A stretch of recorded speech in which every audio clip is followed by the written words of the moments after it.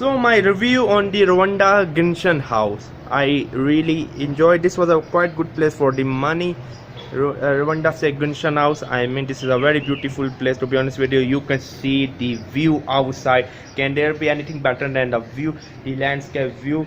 I really enjoy it. To be honest with you, it's a quite good place to stay.